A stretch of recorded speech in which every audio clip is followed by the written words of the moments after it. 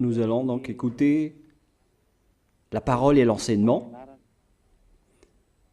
Nous sommes à l'enseignement numéro 23 pour aujourd'hui, concernant le sujet qui parle de celui qui ose dire qu'il est Dieu. Il a remplacé le bouc, le bélier et le taureau,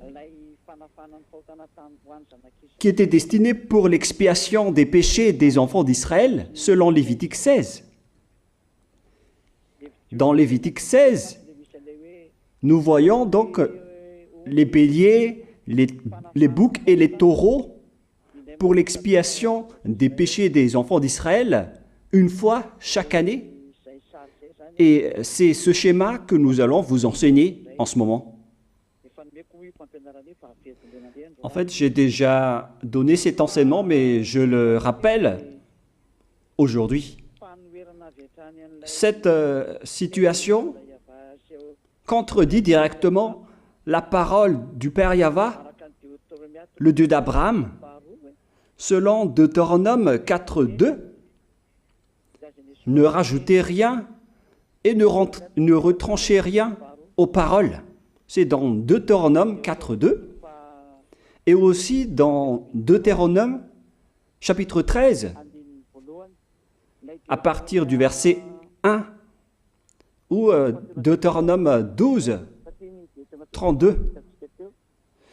Nous allons donc lire maintenant Deutéronome 12, 32, car nous avons déjà vu autrefois le Deutéronome 4.2. Donc dans Deutéronome 12, 32, vous observerez et vous mettrez en pratique toutes les choses que je vous ordonne. Vous n'y ajouterez rien et vous n'en retrancherez rien. Voilà donc dans le Deutéronome 12, 32.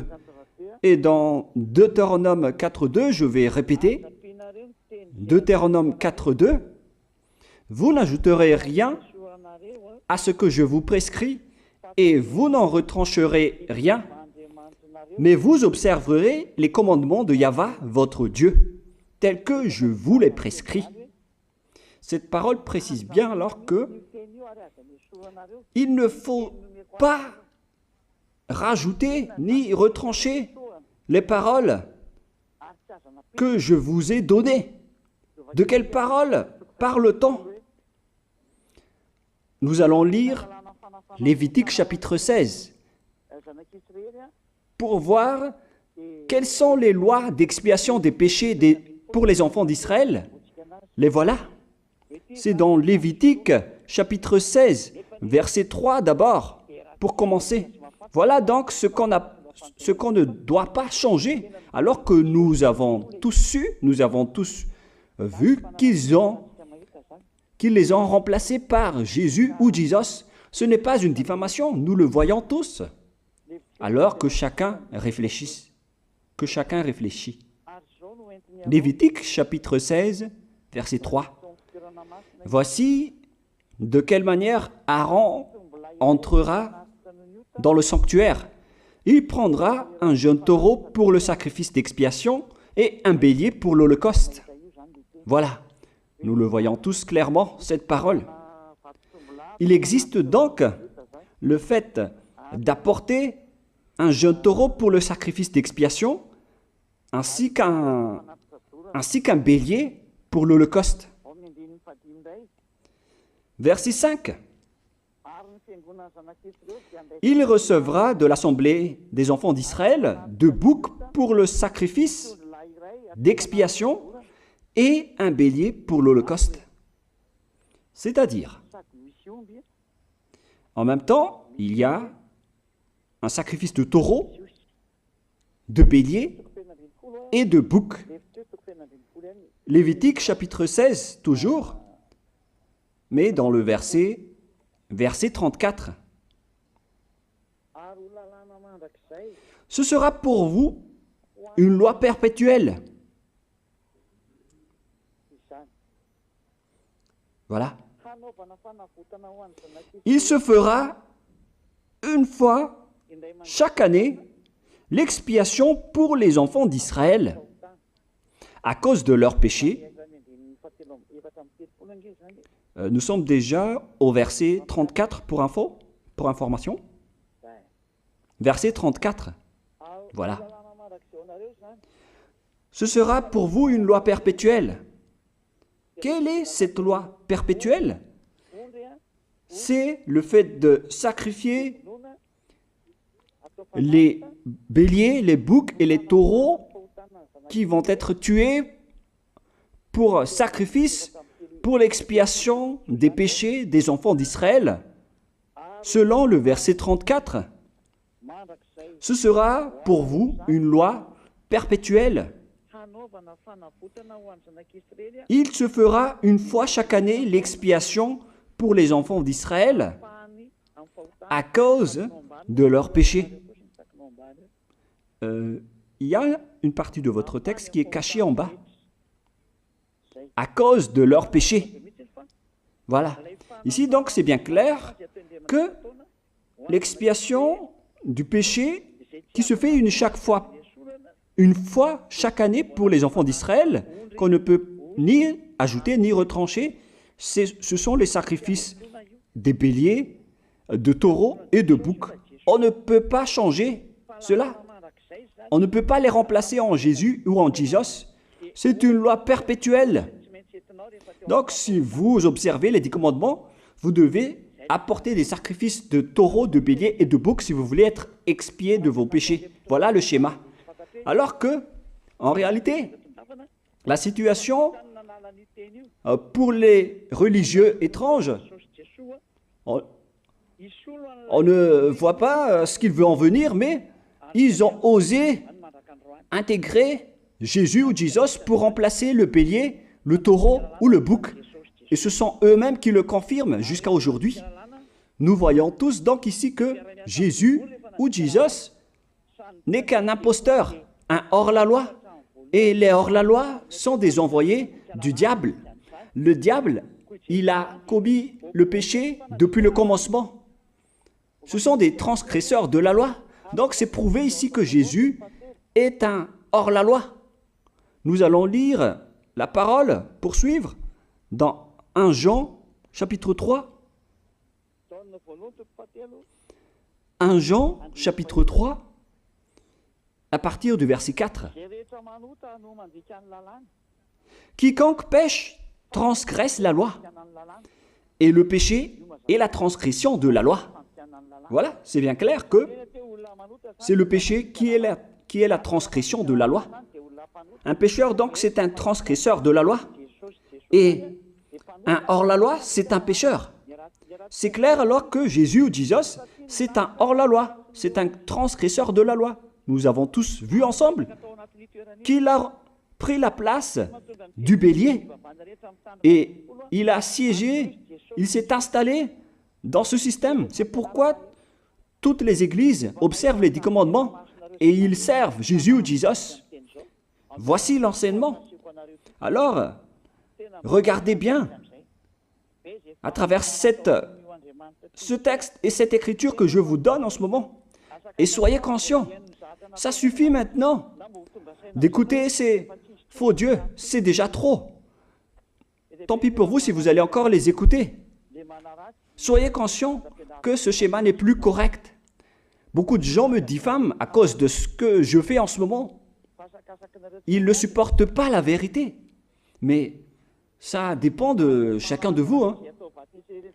Et moi, je vous avertis, pour vous qui vont être baptisés et qui veulent être baptisés, mais qui entendent les diffamations et les critiques des autres, ne croyez pas en cela.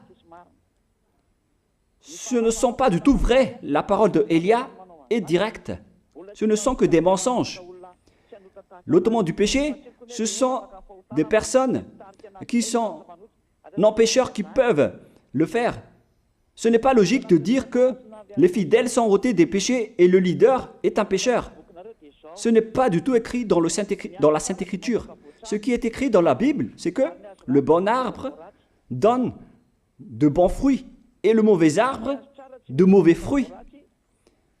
Et le bon arbre ne donne jamais de mauvais fruits, et le mauvais arbre ne donne jamais de bons fruits. Ce sont les bons arbres qui donnent des bons fruits, et les mauvais arbres qui donnent des mauvais fruits. Et donc, si l'ambassadeur de Yahushua, Zedia Elia, a produit des personnes qui ne pêchent plus, alors il est bon, il est une bonne personne. Il n'a jamais fait aucun mal, même pas le moindre mal. Voilà donc la leçon pour vous, car dans le cadre de ce baptême qui va arriver, il y a beaucoup de diffamation et de critiques. Donc je vous conseille de ne pas écouter cela, car ce n'est pas du tout la vérité. Ils font ça juste pour diffamer et blâmer la bonté de Yahushua, alors ne les suivez pas. Donc là, on voit bien que ce n'est pas de la diffamation. Nous avons tous vu ensemble. Je vous ai donné la parole. On a tous écouté et vu ensemble. On a jugé ensemble. Est-ce que ce Jésus ou Jésus a fait la vérité? Est-ce qu'il a dit la vérité ou pas? Si nous avons vu le livre de Moshe venant du Dieu d'Abraham qui a dit « Ne rajoutez pas et ne retranchez pas à ma parole ». Nous avons vu alors que ils ont remplacé par ce Jésus ou Jésus les sacrifices d'expiation du péché, en disant après que c'est ce dernier qui ôte les péchés. Ce n'est pas du tout vrai. Celui qui peut ôter les péchés selon les 10 commandements, c'est le bélier, ou bien le taureau, ainsi que le bouc. Ce sont ces bêtes qui peuvent ôter les péchés. Quelle est alors la raison pour laquelle les religieux sont entrés dans ce mauvais schéma? Car c'est vraiment un schéma qui transgresse la loi. Car ils ont contré bêtement le livre du Lévitique chapitre 16. Ils l'ont contré bêtement, directement. Et après, ils ont remplacé par leur faux Dieu. Un faux Dieu car c'est directement un hors-la-loi. Il a contredit le Dieu d'Abraham. Nous voyons la preuve ici qu'il a contredit vraiment le Dieu d'Abraham, qu'on appelle par le nom de Yahweh et Yahushua son fils. Car ce Dieu d'Abraham, il a bien dit qu'il ne faut ni ajouter ni retrancher à ses paroles. Il faut les observer car ce sont les commandements de Yahweh, ton Dieu. Et ces lois qu'on ne doit pas rajouter ni retrancher veut dire qu'il ne faut pas toucher au Lévitique chapitre 16, car c'est ce livre qui ôte les péchés. Alors que nous voyons tous que personne ne le pratique plus. Si les 10 commandements, si les prêtres et les pasteurs pratiquent bien les 10 commandements, alors ils doivent faire le sacrifice de bélier et de taureau et de bouc pour l'expiation de leurs péchés. Alors que nous voyons tous que personne ne le fait plus. Alors qu'en même temps, ils observent les 10 commandements. C'est donc de la transgression de la loi. Et en plus, ils ont enlevé le Lévitique 16 en le remplaçant par Jésus ou Jésus. C'est-à-dire qu'ils ont contredit la parole du vrai Dieu, le Dieu d'Abraham. Et est-ce que vous allez encore oser contredire cette vérité? Est-ce que vous allez encore dire que vous êtes dans la vérité, que vous êtes dans la justice? Mais qu'est-ce que vous cherchez? Vous cherchez à prier et à servir le Dieu d'Abraham. Si vous voulez servir le Dieu d'Abraham, vous n'allez pas enlever le Lévitique 16, vous allez restaurer le Lévitique 16. Mais est-ce que vous allez encore oser le faire? Est-ce que vous pouvez encore le faire? La réponse, non. Vous ne pouvez plus le faire. Alors que il s'agit de l'expiation de vos péchés. Et dans ce cas-là, c'est obligatoire de le faire. J'ai expliqué l'essentiel jusque-là. Et après, je vais vous donner la raison pour laquelle ils ont fait cette grande folie en intégrant dans le Lévitique 16, à la place du Lévitique 16, leur faux Dieu. C'est vraiment de la transgression de la loi. Vous n'avez pas servi le Dieu d'Abraham. Il n'aurait pas dû faire ça jusqu'à la fin, car il a dit qu'il ne faut pas ajouter ni retrancher à ses paroles, alors que vous avez osé le contredire et les changer. Nous allons donc voir maintenant dans Psaume chapitre 40, quelle est la raison pour laquelle les prêtres et les religieux ont arrêté le Lévitique 16 en le remplaçant par Jésus ou Jesus pour remplacer les boucs, le bélier et les taureaux. Et je vais vous expliquer la raison. Et eux, ils ne peuvent pas le nier car ils l'ont fait. Et si, par exemple, ils ne connaissent pas, alors il ne faut plus faire du n'importe quoi. Il faut que vous soyez enseigné par Élia, si vous voulez encore sauver votre esprit. Mais si vous ne voulez pas, alors tant pis pour vous et assumez les conséquences. Psaume chapitre 40, versets 6 à 8. Psaume 40, versets 6 à 8. Voilà donc le dégât qu'ils ont subi. Tu ne désires ni sacrifice ni offrande. Tu m'as ouvert les oreilles. Là, ils ont bien entendu et écouté que Dieu ne désire plus leur sacrifice et tout ce qui concerne ce sujet. Tu ne demandes ni holocauste, ni victime expiatoire. Ici donc, on est arrivé au stade où on n'a plus besoin des sacrifices. D'après ce schéma, alors, le Lévitique 16 a été supprimé. Et logiquement, puisque c'est une alliance qui a été détruite, alors on ne peut plus y entrer, car on ne peut pas ajouter ni retrancher aux paroles. Et donc, si on ne peut pas y entrer d'après la parole qui dit qu'on ne peut pas rajouter ni retrancher, si le Dieu d'Abraham a interdit le sacerdoce, alors logiquement, vous ne devez plus y entrer. Sinon, vous allez vous autoproclamer en tant que pécheur à jamais, alors que les pécheurs et les malfaiteurs n'iront jamais au ciel des cieux. C'est clair alors que c'est devenu un sens interdit, les 10 commandements et les lois de Moïse, d'après ce schéma, car c'est la relation avec le Père Yahva qui a été détruite, qui a été supprimée, car il n'y a plus d'expiation de péché pour vous. Alors vous êtes fous si vous allez encore entrer dans ce schéma. C'est pourquoi on a besoin d'une nouvelle alliance, car l'alliance des 10 commandements et les lois de Moïse ne sont plus correctes. C'est devenu supprimé, car on ne peut plus faire le sacerdoce, mais les religieux ainsi que les faux dieux, ils ne se sont pas... ils ont facilité les choses en intégrant leur faux dieu à la place du bélier, du bouc et du taureau. Et voilà, c'est bien clair. Et d'après eux-mêmes, ils ont dit que l'intégration de Jésus ou de Jesus, c'est d'après ce livre des psaumes. Vous voyez que ici, je n'ai pas dit du n'importe quoi, c'est la vérité que j'ai dit. Je n'ai pas incriminé qui que ce soit. C'est vraiment la réalité et la vérité. Alors, ici, on prouve bien que ça a été supprimé, ce n'est plus autorisé. Et c'est encore confirmé dans Ésaïe 66.3 que celui qui fait des sacrifices, c'est comme celui qui fait de l'idolâtrie. Celui qui immole un bœuf est comme celui qui tuerait un homme. Celui qui sacrifie un agneau est comme celui qui romperait la nuque à un chien. C'est vraiment toute une histoire si vous allez faire cela. Celui qui présente une offrande est comme celui qui répandrait le sang d'un porc. Alors qu'à l'époque des 10 commandements, c'était carrément interdit.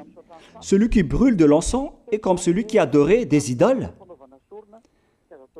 Ici donc, toutes les sortes de sacrifices ont été bloqués. C'est devenu interdit.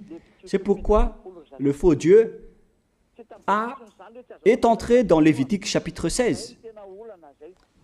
Alors qu'ils n'ont pas du tout vu de leurs yeux qu'on ne peut pas ajouter ni retrancher aux paroles.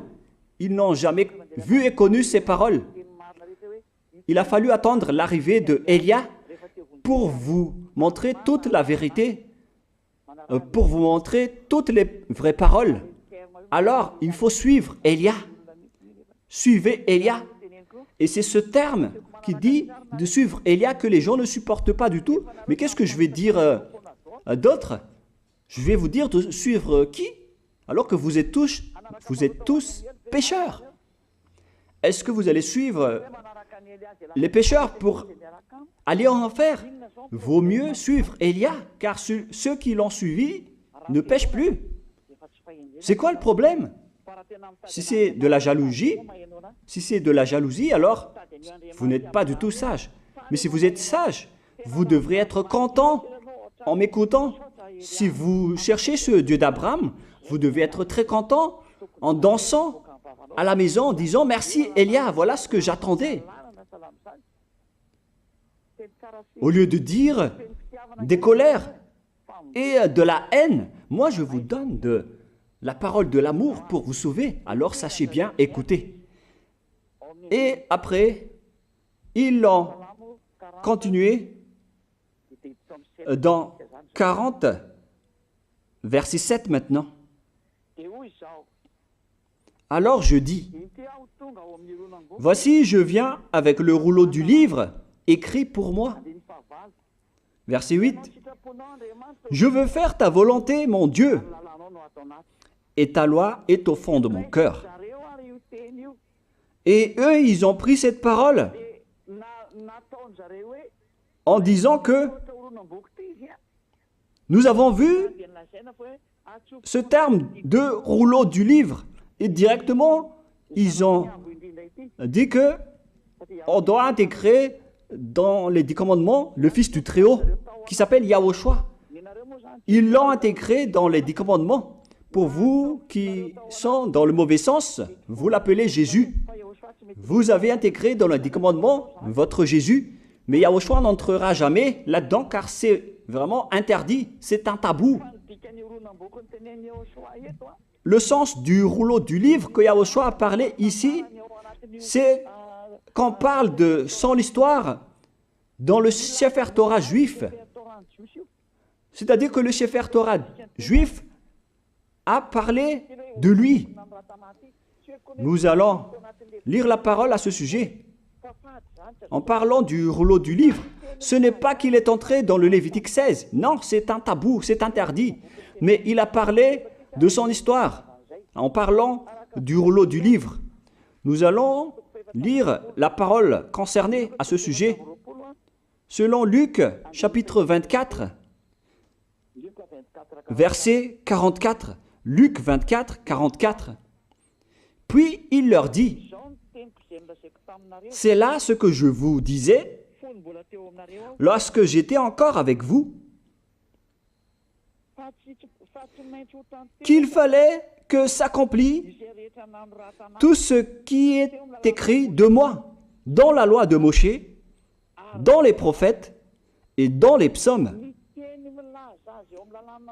Toutes les paroles qui parlent de lui dans la loi de Moïse, dans les prophètes et dans les psaumes. C'est ça qu'on parle ici. Mais il n'a jamais dit qu'il va remplacer le Lévitique 16. Au contraire, c'est un tabou, c'est un blasphème devant le Père Yahva, qui a déjà dit qu'il ne faut jamais ajouter ni retrancher ses paroles. Donc, les paroles qui parlent de lui, ce sont les paroles de la nouvelle alliance qu'il va instaurer, qu'il va exécuter. La raison pour laquelle il sera crucifié, c'est qu'il va instaurer la nouvelle alliance en versant son sang. Voilà de 1. Maintenant, nous allons lire le livre de Jean 5,46. Jean 5, 46.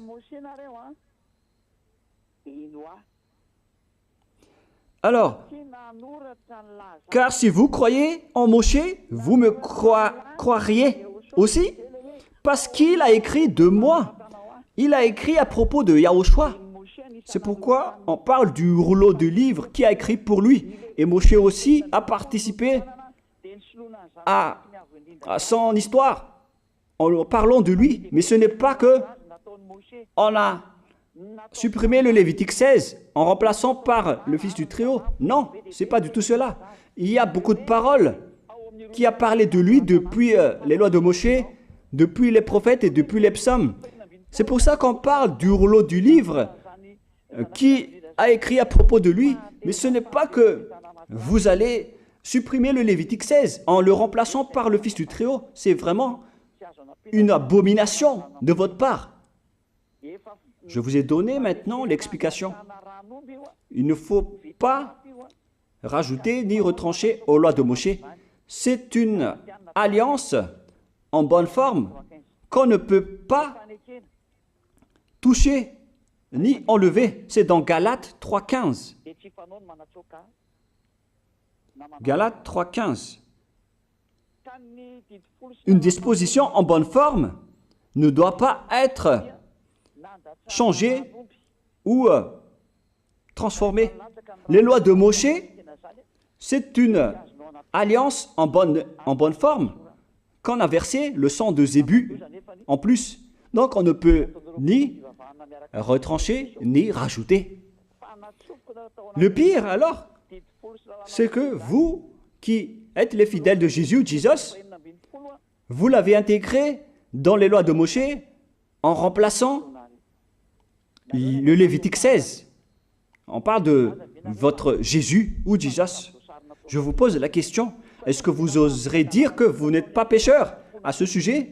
Car c'est vraiment de la transgression de la loi de la part de votre faux Dieu.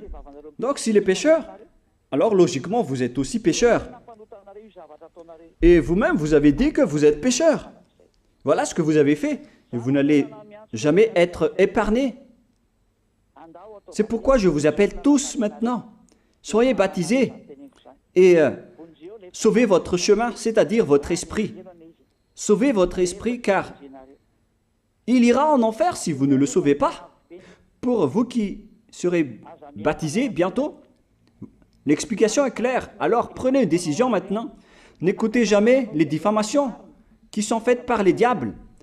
Ce sont eux qui vous empêchent d'aller vers la vérité. Ne soyez plus des poubelles dans votre conscience. N'acceptez plus cela. Il faut écouter l'envoyé du ciel des cieux, c'est-à-dire moi. Voilà l'explication. Vous avez fait du n'importe quoi avec votre faux Dieu.